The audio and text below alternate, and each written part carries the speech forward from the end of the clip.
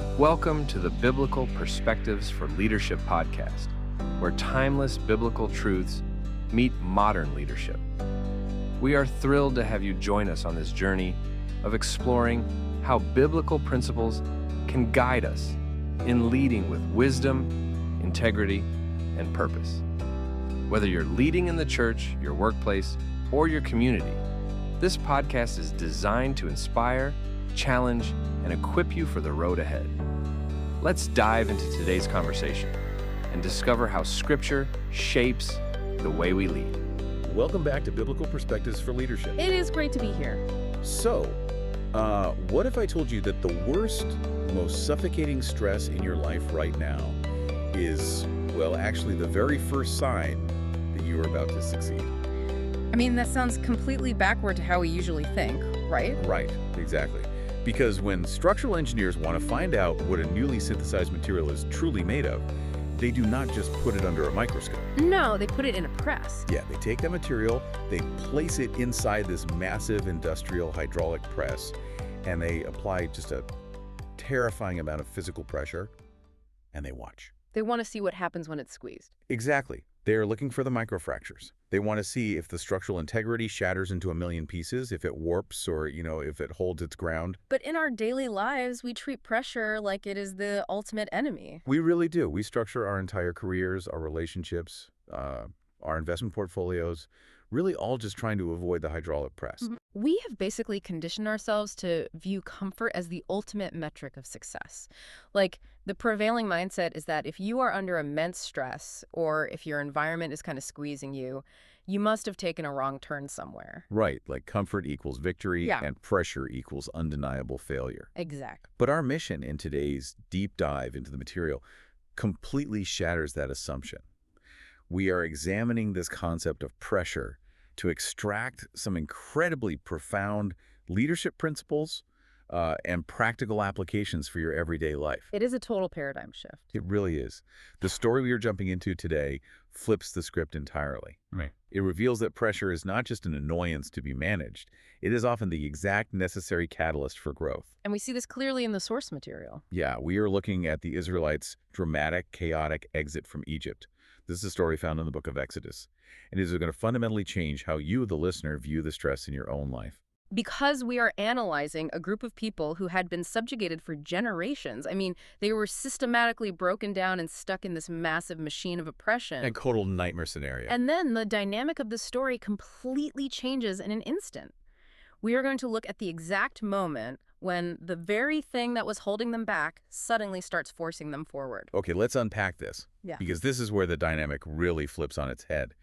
If we look at the material, specifically in Exodus chapter 12 and verse 33, it states, "And the Egyptians were urgent upon the people, that they might send them out of the land in haste." They were practically shoving them out the door. Right. The very people who had been actively oppressing them, keeping them in chains, and demanding impossible labor are suddenly just desperately pushing them away. The pressure had totally changed direction from a restricting grip to a forceful push. And bringing this to everyday leadership, I mean, have you ever stayed in a job or relationship or even just a toxic mindset way longer than you should have, simply because it was familiar?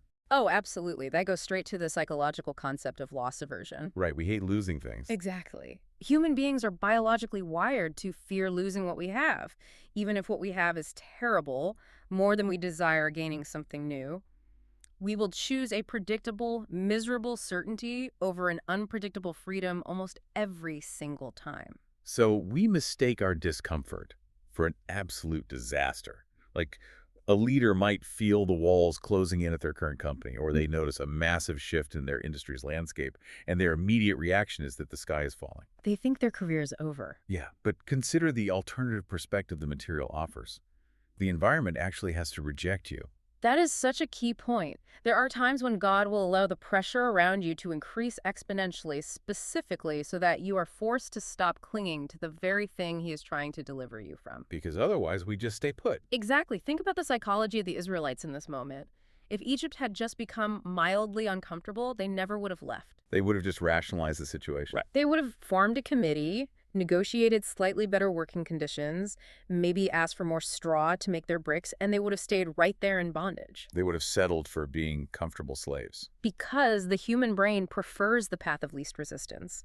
People rarely move until life gets wildly uncomfortable. As a leader, you must recognize that pressure is the primary instrument used to break your deep-seated attachments to old places and outdated habits. Wow. The environment has to become hostile to your presence so that you are forced to step into the calling you have been avoiding. That makes so much sense. And because that pressure changed from a restriction to an urgent push, the natural next step is how a leader must respond to being pushed. Right. The response is critical. Which brings us to the sheer unbelievable speed of this exit. Here's where it gets really interesting. It really does. If we look at Exodus chapter 12 and verses 33 through 34, and then skip down to verse 39, we see a crucial detail. The dough. Yes. The people had to take their dough before it was even leavened. They bound up their kneading troughs in their clothes on their shoulders. They didn't even have time to bake bread. Exactly. The material literally says they were thrust out and could not delay. Deliverance did not come wrapped in a convenient, aesthetically pleasing bow. It was incredibly messy and entirely incomplete. I want to push back on this a little, though, because in modern business, rushing is usually considered a terrible leadership trait. That is true. We love our prep time. Right. We are taught to wait for the perfect business plan. We wait for ideal economic conditions before launching a product or making a career move. We want all our ducks in a row. We sit around saying, well, the dough hasn't risen yet.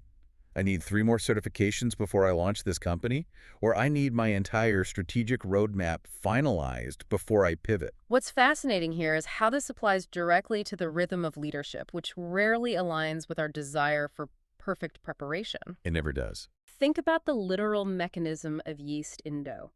Yeast is a living culture. It takes hours of time, it requires warmth, and it demands a stable, undisturbed environment to cultivate. So it needs comfort. Exactly. Unleavened dough is the food of the unsettled. To eat unleavened bread means you are abandoning the established culture, literally abandoning the yeast culture of your past. Oh, wow. That is a great way to look at it. God moves so quickly sometimes that you are required to obey in the middle of absolute incompleteness. You do not have the luxury of a stable environment to let your plans perfectly rise. So you have to be willing to leave behind the established culture of your comfortable job to move when the window of opportunity suddenly opens. Yes. You just have to grab the raw dough and run. And there's a profound spiritual insight embedded in this sequence regarding how change actually happens. What do you mean? Well, the answers you seek and the preparation for your leadership journey often happen incredibly slowly. It is an agonizingly slow process in the dark. But the manifestation of that preparation, that happens suddenly. It's like a switch flips. Right. And when that sudden window opens, the most common reaction is panic. Leaders feel totally unprepared for the very breakthrough they have been praying for. Because they feel like an imposter. The speed of the change makes them feel completely out of control. They assume the sudden acceleration is a sign of chaos, but the material is showing us that the sudden speed of the exit is actually confirmation of the promise. It is proof that the word has come to pass. Exactly. When you are thrust into a new season and you feel completely unprepared, you must reframe that anxiety. That rapid acceleration is not confusion. Right. It is confirmation that you are exactly where you are supposed to be, moving at the exact speed the situation requires. So saying I'm not fully ready is no longer a valid excuse. Not at all. But let's look at the reality of moving at that frantic pace. I mean, you are grabbing raw dough, tying it to your clothes, and running into the desert. From a leadership perspective, that feels like a catastrophic loss of resources. It feels like starting from zero. Yeah, it feels like you are leaving all your hard work behind. I will point us to Exodus chapter 12 and verses 35 through 36, which reveals a massive, surprising twist about resources during a transition. Okay. The material states that the children of Israel did, according to the word of Moses, and they borrowed of the Egyptians jewels of silver and jewels of gold and raiment. They effectively spoiled the Egyptians. I have to play the skeptic here, kind of as proxy for the listener. Go for it. If someone is listening to this and their startup just collapsed under market pressure, or they were forced out of a company they helped build, they do not feel provided for. They feel robbed. Exactly. How does walking away from years of investment equate to leaving with division? If we connect this to the bigger picture, we have to look at the historical and psychological context of what is happening in those verses. Okay, unpack that. The material is demonstrating that pressure may push you out, but God will not send you out without provision. We tend to define provision far too narrowly. Like, we only see it as a direct paycheck. Right. This wasn't random wealth falling from the sky or a lucky lottery win. The Israelites had labored as slaves for generations, building the economic engine of Egypt without a single paycheck. This wealth they walked away with was long overdue compensation. It was literally the back pay for their suffering. Furthermore, they were acquiring the capital needed to fund their next chapter. As a leader, you cannot assume that a painful exit equals a total deficit. Which we usually do. We focus entirely on the corner office we are leaving behind. Or the specific job title we lost. And we completely miss the resources being placed directly into our hands. Right, like your severance package, or the incredibly valuable crisis management skills you just forged in the fire. Or the new network of resilient contacts. Now, that is your silver and gold. The environment that is actively pushing you out is simultaneously funding your exit. That is exactly it. And notice the mechanism of this provision in the text. The material explicitly says they did, according to the word of Moses. Provision in a crisis is almost always tied directly to obedience. It is not random. No, if you maintain your integrity and follow the ethical path set before you, even when the corporate pressure is immense, the resources for your next move are often hidden inside the very season that is rejecting you. And armed with these new resources and moving with incredible speed, something fascinating happens to the psychology of the Israelites. Their whole mindset shifts. Their fundamental posture changes. They are no longer operating like victims. And that kind of internal transformation is so powerful, so undeniable, that it begins to affect the environment around them. So what does this all mean? Let's look at the resulting demographic shift in Exodus chapter 12 and verses 37 through 38. This is a huge shift. The material tells us they journeyed from Ramesses to Succoth, about 600,000 men plus children. But crucially, verse 38 highlights that a mixed multitude went up also with them. This raises an important question. Who exactly was this mixed multitude, and why does their presence matter so much for leaders today? Right. Who were they? These were non-Israelites. They were Egyptians and other foreign laborers living in the region who had watched this entire saga unfold. They had front row seats. Yes. They witnessed the plagues, they saw the systemic collapse of the Egyptian empire, and they watched how the Israelites responded to the pressure. This goes directly to shedding old labels. Yeah. I mean, a few days prior, the Israelites were known exclusively as slaves. That was their entire identity. Nothing more than cheap labor. Exactly. Now, they're a mobilized nation, operating with divine backing and carrying the wealth of their former oppressors. I want you, the listener, to think about the heavy, outdated labels you might still be carrying. We all carry them. Are you operating under the label of failure because your last project tanked? Or maybe overlooked because you were passed up for a promotion 2 years ago?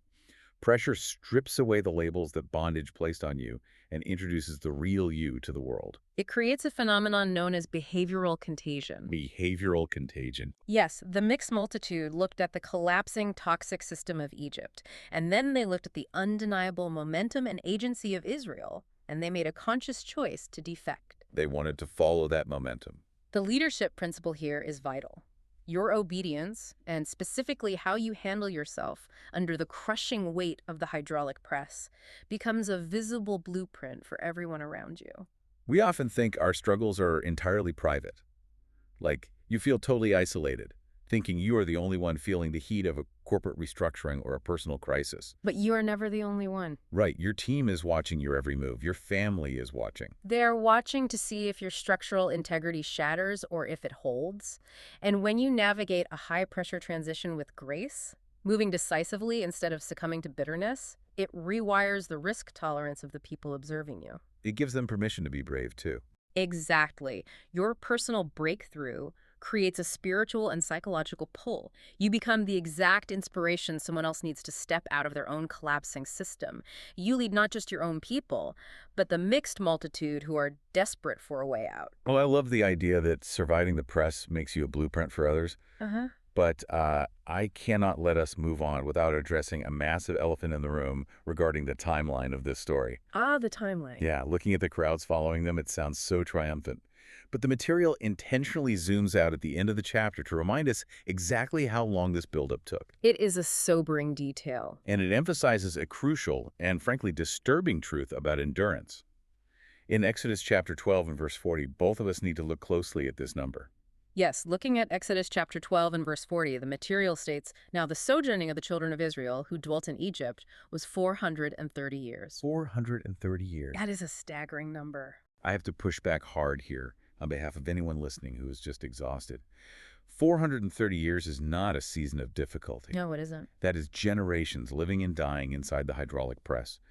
People were born as slaves, worked their entire lives in the mud, and died as slaves, never seeing the exit. It's hard to even comprehend that level of endurance. So if a leader is listening to this right now, and they are feeling endless burnout, maybe they are drowning in debt or they're mentally exhausted from a business model that has been failing for a decade, how on earth does a leader maintain any hope when the pressure feels demonstrably permanent? The psychological weight of generational trauma is staggering, and navigating the space between receiving a promise and actually seeing the realization of that promise is arguably the heaviest burden of leadership. Without a doubt. But I will argue that the material provides a deeply calming reassurance precisely by highlighting that terrifying number. Reassurance, how? By explicitly stating the exact time frame, 430 years, the text is establishing that pressure has an expiration date. Oh, I see. It puts a definitive end bracket on the suffering.